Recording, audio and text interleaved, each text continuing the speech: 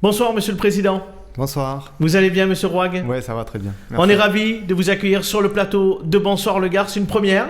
Vous étiez venu dans un canapé la dernière fois. Vous étiez sur un canapé. Cette fois-ci, c'est en plateau. 19h le live. Exactement. Et c'est Corentin Corgé, effectivement, qui est à mes côtés. Je vais lui donner la parole. Il va vous poser la première question. Merci, bonsoir Abdel, bonsoir Monsieur Rouag. La première question que je veux vous poser, c'est où on en est actuellement à l'université de Nîmes entre les élèves en distanciel et en présentiel. C'est quoi la situation actuellement ? Bonsoir à tous les deux, ravi en tout cas et merci de cette invitation. Écoutez, la situation elle se passe, on va dire comme ça. Nous avons des étudiants qui sont sur site, on a réussi à en faire revenir sur site et ça fait plaisir à la fois aux étudiants mais aussi ça nous fait plaisir à nous. On en a une partie qui est à la maison, qui est toujours pareil en distanciel. C'est une petite partie qui est en présentiel. Oui, en fait, c'est ça. Je voulais dire ils sont en distanciel par choix. En fait, on a laissé la possibilité aux étudiants qui le souhaitent de rester chez eux. Et on a donné la possibilité à ceux qui le souhaitent de revenir sur les sites. Bien évidemment, ça c'est en fonction des formations. Chaque formation fait comme il le souhaite, en fait, par rapport aux objectifs pédagogiques, par rapport aux enseignants aussi, la disponibilité des enseignants. Mais voilà, j'ai un peu plus de sourire qu'il y a quelques temps parce que c'est vrai qu'on a notre campus qui revit. Ça rebouge un petit peu. Et puis pour les cours pratiques, c'est probablement nécessaire aussi du présentiel à un moment donné. Oui, mais pas que. En fait, parce que là, grâce à ce qui nous a été proposé, on a la possibilité de faire revenir les étudiants, pas uniquement sur les cours pratiques, mais sur les cours magistraux, en amphithéâtre, sur les travaux dirigés. Et en fait, on s'aperçoit réellement que c'est vraiment très important. Même les cours magistraux, parfois on se dit, c'est une grand-messe, ils viennent là, ils écoutent, et puis, ou pas d'ailleurs. Mais en fait, on s'aperçoit que c'est important. Et j'ai eu, pas plus tard qu'hier, j'ai discuté avec une collègue qui me disait qu'elle avait fait cours en amphi avec sa promo et elle n'avait jamais eu un amphi aussi calme en fait et avec un effectif aussi nombreux. Donc on voit aussi quand même qu'il y a une volonté, un besoin des étudiants de revenir. C'est quoi la jauge dans les amphithéâtres? C'est quoi? C'est 50%, c'est 30% de capacité d'accueil ou c'est moins que ça encore? Non, maximum c'est 50%, mais en fait nous comme on donne le choix, on se retrouve, on va dire c'est entre 20 et 30% de la jauge, donc on arrive à espacer très très bien en fait les étudiants. Mais vraiment c'est parce qu'on leur donne le choix. Et ça nous arrange bien, ceci dit, parce qu'au moins on n'a pas à avoir des mesures très très strictes de police pour vraiment les séparer. Sur la question des examens, peut-être l'année dernière, elle s'était vraiment posée cette question. Ouais. Cette année, comment ça va se passer? Il y a déjà eu certainement des partiels en début d'année. Comment ça se passe? Alors si tout reste tel quel, on va faire comme nous avons fait au premier semestre en présentiel. Donc on a mis en place en janvier, donc c'était les 15 premiers jours de janvier. Du coup, vous avez étalé sur les jours? Oui, en fait, sur 15 jours, on avait mis en place un protocole vraiment assez strict. Alors pour vous qui connaissez le site, par exemple, on les fait rentrer par les douves dans les amphis, on les fait ressortir par le haut. Il y a des mesures d'aération entre deux partiels. Il y a des lingettes, il y a du gel hydroalcoolique de partout. Voilà, donc si tout se passe bien, on va continuer à le faire en présentiel, tout simplement parce que c'est un gage quand même de crédibilité de l'examen. L'année dernière, à la même époque, l'ensemble des universités françaises devaient le faire en distanciel. Donc il n'y avait pas de choix et puis tout le monde était logé à la même enseigne. Et là, on a le choix. Et en tout cas, nous, pédagogiquement, on considère que passer un examen en présentiel, ça a une crédibilité plus forte qu'en distanciel. Donc on le propose et finalement, ça s'est plutôt bien passé au premier semestre. Et j'espère que ça se passera bien au second. Est-ce que du coup vous avez ressenti une différence ou une baisse des résultats par rapport à l'année dernière, en temps normal et avec la crise et tout ce que ça a contribué à mener comme perturbation? Est-ce qu'il y a eu une baisse des résultats chez les étudiants ou pas? Alors ce qui était intéressant de voir au départ, c'était la fréquentation en fait, le taux de participation. Et ça très rapidement, on a vu qu'il n'y avait pas de baisse significative en fait du taux de participation. Et puis quelques semaines plus tard, on a eu les résultats donc qui sont sortis il y a une dizaine de jours et sur les premières années, donc ceux qu'on pensait les plus critiques, on n'a pas de baisse de résultats par rapport au premier semestre l'année dernière qui, je le rappelle, il n'y avait pas de confinement l'année dernière. Sur les troisième années non plus, en fait on a une petite baisse au niveau des deuxième années. Alors, toujours pareil, je vous donne des tendances générales, mais là où on a observé le plus de baisse, c'est sur des deuxièmes années. Alors, peut-être parce que on a peut-être été un peu plus conciliant l'année dernière sur les partiels du deuxième semestre, et donc on a peut-être laissé passer un peu plus d'étudiants qui ont eu des difficultés. Mais ça a été une grande surprise, et pour tout vous dire, on a eu une réunion avec la conférence des présidents d'université, et c'est une tendance générale au niveau national, qu'il n'y a pas une baisse très très significative du taux de réussite, en tout cas au premier semestre. On en avait parlé effectivement quand vous étiez venu en fin d'année dernière sur notre plateau, parce que cette crise, bien évidemment, elle vient bouleverser l'organisation de l'université, mais elle oblige aussi à mettre en place de nouvelles pratiques. Et presque ce que vous êtes en train de nous dire ce soir, c'est que ça n'a pas une incidence majeure, et que dans les examens à ce stade, finalement, cette nouvelle organisation entre du distanciel et du présentiel permet quand même de répondre aux objectifs de satisfaction, c'est-à-dire effectivement de résultats positifs in fine. Oui, alors il faut quand même c'est plus complexe que ça. Ouais, il faut quand même faire attention, parce qu'effectivement sur les résultats on est satisfait, parce que finalement on n'a pas une baisse significative. Par contre, après on observe quand même une modification du comportement des étudiants, et le distanciel. En fait, on s'aperçoit très clairement que introduire une part de distanciel dans la pédagogie, c'est plutôt une bonne chose. Par contre, on s'aperçoit aussi que le tout distanciel, c'est vraiment catastrophique. Oui. Et alors, nous, au niveau de l'université, peut-être c'est qu'on a réussi à faire ce mix. Dès qu'on a pu faire venir les étudiants pour les travaux pratiques, par exemple, on l'a saisi immédiatement. Dès qu'on a eu l'opportunité de faire venir les étudiants, même sur les travaux dirigés, on l'a saisi de façon très très rapide.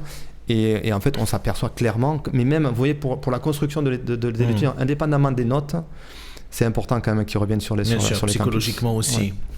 On a parlé donc des étudiants, c'est vrai que vous les avez accompagnés, voilà, notamment en distanciel pour les cours, mais on en a beaucoup parlé aussi. Il y a le côté de la vie de l'étudiant, certains non plus, les petits boulots qu'ils avaient à côté. Voilà, comment vous les avez accompagnés en termes d'hébergement ou de restauration? On sait qu'il y a eu pas mal d'initiatives au sein de l'université, mais c'est vrai que voilà, cette crise a vraiment touché les étudiants aussi, et l'université de Nîmes n'est pas exclue par cette problématique. Oui, alors la crise en fait, elle a fait remonter une problématique que nous on connaît depuis une dizaine d'années, c'est la précarité des étudiants. Et oui. Clairement. Cette crise a accentué ce phénomène. Nous, à l'université, si vous voulez, ça fait 10 ans qu'on distribue tous les mercredis après-midi des paniers repas avec le Secours populaire à des étudiants qui sont dans la difficulté. Donc ça ne nous a pas trop... voilà, sauf qu'actuellement, on a un peu plus d'étudiants qui sont dans cette problématique. Donc c'est vrai que la crise a permis de mettre en évidence cette problématique de précarité.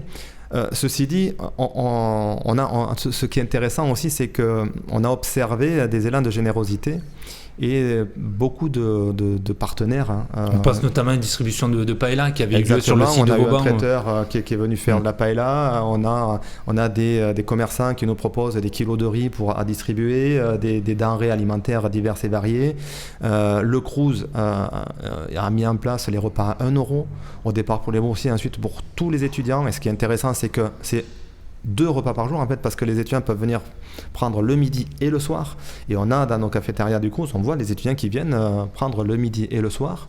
Et nous, au niveau de l'université, on a mis en place un certain nombre d'actions. Alors dès lors que la partie alimentaire était assez bien gérée, on a mis en place avec notamment la ville une aide au logement, parce qu'on a des étudiants qui sont en difficulté pour payer leur loyer, tout simplement parce qu'ils n'ont pas pu avoir des emplois étudiants. Donc on a octroyé une aide de 200 € par étudiant qui l'a nécessité. On a mis en place des jobs étudiants. Alors cette année, je sais pas, on a dû multiplier par 3 ou 4 le nombre de jobs étudiants. Alors parfois on n'en avait pas besoin, mais ça permettait en tout cas de les faire vivre. Et tout ça aura quand même un coût pour l'université, j'imagine. Oui, ça a un coût, mais à la limite, quand on le met en parallèle du bien-être des étudiants et ce qu'on apporte aux étudiants, si vous voulez... Ça n'a pas de prix. Oui, exactement, ça n'a pas de prix. En un mot, également des nouvelles filières qui se sont mis en place au sein de l'université, et puis des projets également pour la rentrée prochaine. Déjà, commençons peut-être par les nouvelles filières qui sont en place depuis 1 an ou 2. Comment ça se passe? Quel est le premier bilan que vous faites? Alors c'est difficile de faire un bilan sur la première année de création d'une filière. Sur la filière sport, par exemple, on peut peut-être en dire un mot. Oui, alors très bien. Alors la filière sport, pour le coup, c'est la 3e année en fait qu'elle est là, puisqu'elle a été créée en 2018. On a ouvert que la 3e année cette année, mais on avait l'année les 2. Ça permet d'avoir suffisamment de recul du coup, sur et là, 3 par contre, ans. c'est vrai qu'on s'aperçoit que c'est une filière qui manquait clairement à l'université. C'est une filière qui apporte un dynamisme à l'université. Et dans le cadre de la vie étudiante, en fait, quand vous apportez des sportifs avec le dynamisme, enfin voilà, pour un ancien sportif, forcément, j'ai une vision un peu particulière, mais ça apporte quelque chose. Vous voyez, typiquement pendant le confinement, ou en tout cas pendant cette période, on a mobilisé les étudiants qui sont en études de sport pour faire des activités sportives pour l'ensemble des autres étudiants. Et ici, ils ont joué le jeu à fond. Donc c'est vrai que cette filière-là, elle est vraiment importante pour l'établissement et surtout pour la vie de campus qu'on veut développer. Oui, bien sûr. Sur les nouvelles filières, à la rentrée prochaine, il y a des projets, je crois, autour de l'histoire notamment. Exactement. En fait, notre stratégie, c'est de compléter notre offre de formation sur du Bac+5 dans les filières qui ne l'ont pas. Et effectivement, l'histoire est une filière qui n'avait pas de master. Donc là, on crée un master d'histoire. Alors, c'est plutôt un master lié à l'histoire vivante. Enfin, vous avez fait une chronique. Tout à fait. Éric Tessier, avec Éric Tessier, forcément. Sont au rendez-vous de cette nouvelle filière. En lien avec la ville de Nîmes, c'est l'intérêt. Exactement. Aussi. En fait, l'idée, c'est qu'on a une ville de Nîmes chargée en patrimoine architectural, historique. On a une belle filière histoire qui fonctionne bien. Et il manquait ce Bac+5 qui fait que nos étudiants, ils viennent sur L1, L2, L3 et ensuite ils sont obligés de repartir. Alors qu'on a quelqu'un comme Éric Tessier, on n'a pas besoin de le présenter, mais qui apporte quand même une crédibilité à tout ce qu'on peut imaginer dans le domaine de l'histoire vivante, romanité, etc. Vous en avez d'autres, des masters que vous avez en tête, que vous aimeriez implanter à Nîmes justement pour éviter que nos étudiants partent à Montpellier, à Marseille ou ailleurs. C'est une volonté de développer aussi parce que voilà, comme on le dit, après la licence, il faut partir. Et voilà, le but c'est que les Nîmois continuent à étudier dans leur ville. Oui, tout à fait. Alors on a encore quelques filières, c'est en sciences de gestion par exemple.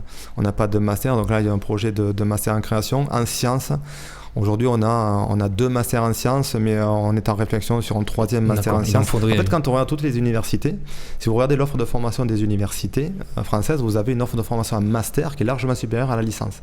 Et nous, aujourd'hui, on a l'inverse. On a 11 filières de licence et on a 9 en master. Donc, on a ce gap encore à gagner. Et on peut le faire, en fait, parce qu'une formation de master, c'est 30 étudiants. Et comme vous le savez, je m'étais déjà exprimé avec vous à ce sujet-là, on a des problèmes d'auto d'encadrement au niveau des enseignants. Mais créer un master, en fait, voilà, on peut le faire parce que c'est 2 fois 30 étudiants. Ça nous apporte une valeur ajoutée par rapport à la filière sans trop nous poser de soucis supplémentaires par rapport aux enseignants. Au-delà des cursus de formation, c'est aussi l'aménagement du territoire et l'aménagement de l'université sur le territoire nîmois. Je crois que Jean-Paul Fournier, le maire de Nîmes, a fait une visite récente à l'université. Où c'est que nous en sommes dans les projets d'extension de l'université ? Alors, c'est un peu délicat la question parce que c'est pas forcément un projet d'extension. Donc, on a sur le site Vauban un gymnase et une installation de restauration qui seront disponibles dès la mi-septembre en fait pour la rentrée. Donc c'est des équipements supplémentaires. Exactement, voilà, ce sont des équipements. Bon, par contre indispensables parce que pour la filière STAPS, si vous voulez, on n'avait pas ces équipements et là c'est vraiment indispensable. À côté de ça, on a le site Hoche. Oui. Donc le site Hoche, dont la 2e tranche devrait débuter courant avant l'été, normalement. Mais si vous voulez, le site Hoche a pour but de faire déménager le site des Carmes, la partie science qui est sur le site de Carmes, sur le site Hoche. Mais en fait, on ne gagne pas en mètres carrés. D'accord. On va gagner peut-être 100 mètres carrés, donc je ne peux pas parler d'extension aujourd'hui. C'est plus pour rassembler, pour ça va permettre de rassembler sur 2 sites, mais dès que ce sera fait, et normalement on sera à l'horizon mi-2023, fin 2023, si on continue à avoir l'augmentation des effectifs que l'on a depuis 2 ans, c'est-à-dire plus 10%, en gros plus entre 400 et 500 étudiants par an, moi, ces 2 sites-là, ça ne suffira pas pour les accueillir. C'était la question que j'avais envie de vous poser, M. Rouag. Clairement, est-ce qu'aujourd'hui, vous avez besoin de mètres carrés supplémentaires ? Et est-ce que ça a été l'objet aussi de la discussion, peut-être avec le maire de Nîmes ? Clairement, alors, je réponds oui à la première question. Clairement, oui, on a besoin de mètres carrés.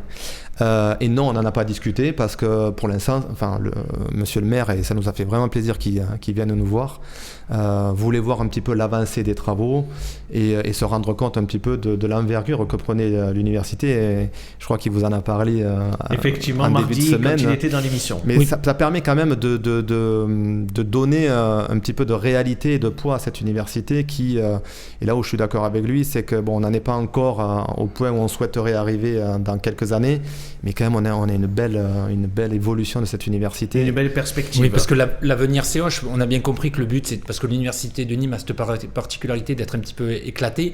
Le but, c'est d'être moins éclaté, mais Vauban, on va dire, c'est compliqué de s'étaler. Donc on a l'impression que l'avenir, c'est ce site de Auch où il y a peut-être du potentiel pour s'agrandir. Alors aujourd'hui, le site Auch, une fois que la tranche 2, la tranche 3 sera réalisée, il n'y a pas de foncier au niveau de l'ancien hôpital d'Oumergue.